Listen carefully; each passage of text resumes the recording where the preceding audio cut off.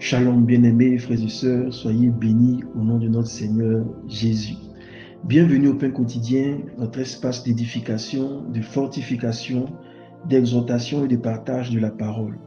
Je suis Pasteur Steve et j'ai la grâce de partager avec vous le pain du jour.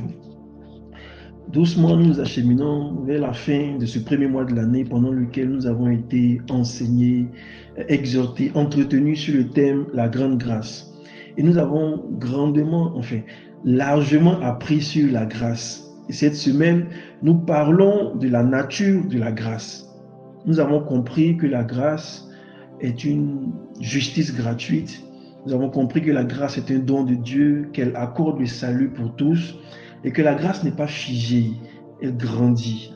Aujourd'hui encore, nous voulons ajouter quelques éléments à travers le thème du jour. N'outrage pas l'esprit de grâce. Et nous serons conduits par Hébreux 10, verset 19, qui dit ceci.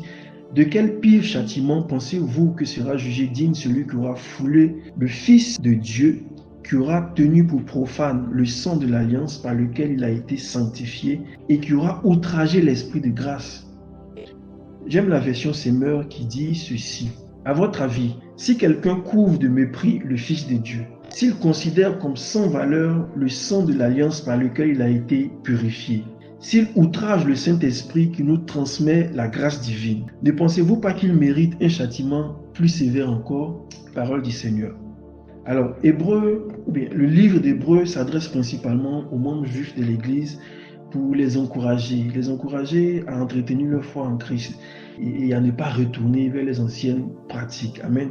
Pourquoi? Parce qu'en ces temps-là, les chrétiens juifs d'origine juive, ils subissaient beaucoup de pression, ils étaient persécutés et ils étaient donc tentés de retourner au judaïsme, à leurs anciennes pratiques. Pourquoi? Pour échapper vraiment à tous ces troubles-là qui étaient impliqués dans le fait de croire en Jésus. Donc ce verset-là arrive comme une mise en garde en fait. Et ce verset aujourd'hui nous parle à nous. C'est vrai, il s'adressait à des juifs, mais il s'adresse aussi à nous. Il s'adresse à des croyants qui sont tentés de retourner en arrière, qui sont tentés de retourner à leurs anciennes habitudes, tentés de retourner à d'anciennes pratiques et minimiser en fait la grâce qu'ils ont reçue. Alléluia. Et ce verset vient aussi pour nous rappeler à quel point le sacrifice de Jésus était grand. À quel point le sacrifice qu'il a accompli avait une grande importance. Et il parle de quoi? Du sang de l'alliance. Il ne parle pas du sang des animaux qui ne pouvaient pas ôter le péché. Il parle de ce sang pur, de ce sang précieux de Jésus qui a coulé à la croix. Alléluia. Et pourquoi? Ce sang-là, il nous a sanctifiés. Donc séparés, mis à part pour Dieu. Il nous a purifiés. Ce sang-là nous a réconciliés avec notre Père. Amen. Et c'est de ce sang-là qu'il parle. Un sang qui nous a fait une grâce éternelle. Et il parle de ce sang, ensuite il parle d'une grave offense. Une offense, celle de fouler aux pieds ce don, cette grâce. Donc on parle de quelqu'un qui, après avoir connu, après avoir rencontré Jésus, après avoir accepté Jésus, après avoir été sous la grâce, accepté, reçu la grâce, foule aux pieds, la méprise, la rejette, la piétine comme quelque chose de vil en fait, comme quelque chose sans importance. Et nous verrons que l'offense en fait qui a été faite parle de 3 niveaux. D'abord, fouler aux pieds le Fils de Dieu. C'est quoi? C'est mépriser Dieu le Père qui l'a envoyé. C'est vraiment renier l'autorité de Dieu. C'est renier sa divinité en fait. On foule aux pieds ce qu'on ne considère pas. Donc, c'est ne pas considérer Dieu. Ne pas considérer Dieu à travers son Fils qu'il a envoyé. Amen. Ensuite, il dit, celui qui aura tenu pour profane le sang de l'alliance. Ça, c'est une autre dimension, c'est un autre niveau d'offense. On peut dire que c'est considérer Jésus ou considérer son sang comme quelque chose d'impur, inefficace, comme indigne de confiance. C'est comme s'il disait que Jésus n'aurait pas dû aller à la croix et que c'était quelque chose d'inutile en fait. Amen.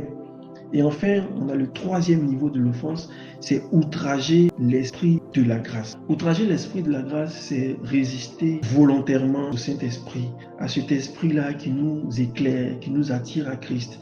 L'offense au Saint-Esprit, en fait, est souvent appelée blasphème au Saint-Esprit. Elle est décrite dans les évangiles comme le seul péché impardonnable. Amen. Il s'agit de rejeter délibérément la grâce de Dieu. Donc, en quelques mots, là, en une phrase, ce verset-là vient nous parler d'une offense, en fait, d'un mépris total à l'égard des 3 personnes de la divinité. Et c'est là que l'avertissement arrive. On parle d'un châtiment pire. Mais de quel pire châtiment serait-il digne? C'est la question qu'il pose. Mais pire que quoi? Pire que quel autre châtiment? Alléluia. Et le verset précédent, le verset 28, en parle. Hébreux 10, 28 dit ceci. Rappelez-vous, celui qui désobéit volontairement à la loi de Moïse est impitoyablement mis à mort si 2 ou 3 témoins déposent contre lui. Amen. Donc, on parle de l'ancienne alliance. Sous l'ancienne alliance, celui qui méprisait la loi de Moïse mourait sans pitié. Il était mis à mort immédiatement. Mais ici, on nous parle de mépriser la nouvelle alliance, l'alliance éternelle qui est scellée par le sang de Dieu. Amen. On parle d'un châtiment qui est pire que la mort pour celui qui aurait méprisé l'alliance nouvelle. Bien-aimés, prenons bien ceci. On aime dire, là où le péché abonde, la grâce surabonde. Mais ce que ça implique, c'est que là où la grâce aurait été plus grande, plus sévère aussi serait le jugement. Alléluia.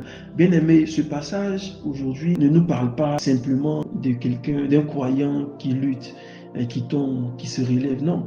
Ce passage parle des personnes qui ont connu, qui ont pleinement accepté Jésus, qui ont reçu la grâce, qui ont expérimenté les bienfaits de la grâce, de l'alliance de Christ et qui choisissent maintenant délibérément de la rejeter et de la rejeter avec mépris. Amen. La Bible dit quoi?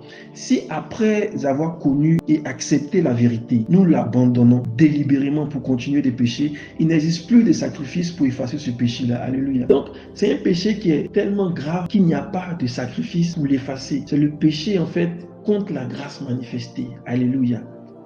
Alors pour nous aujourd'hui, il s'agit de quoi? Il s'agit vraiment de ne plus vivre comme nous voulons, sous prétexte que nous sommes sous la grâce. Au contraire, docteur l'a enseigné, nous recevons certes la grâce gratuitement, mais cette grâce-là a coûté à Dieu. Et c'est parce que nous sommes sous cette grâce qui est si coûteuse que nous devons veiller vraiment avec crainte et tremblement. Il est vraiment temps d'examiner nos cœurs pour voir si nous traitons en fait la grâce comme quelque chose de banal, comme quelque chose de vil, quelque chose qui n'est pas important. Est-ce que, par exemple, nous prenons la Sainte Seine? Est-ce que nous regardons la croix avec indifférence? Est-ce que nous recevons la parole de Dieu avec intelligence ou bien avec négligence?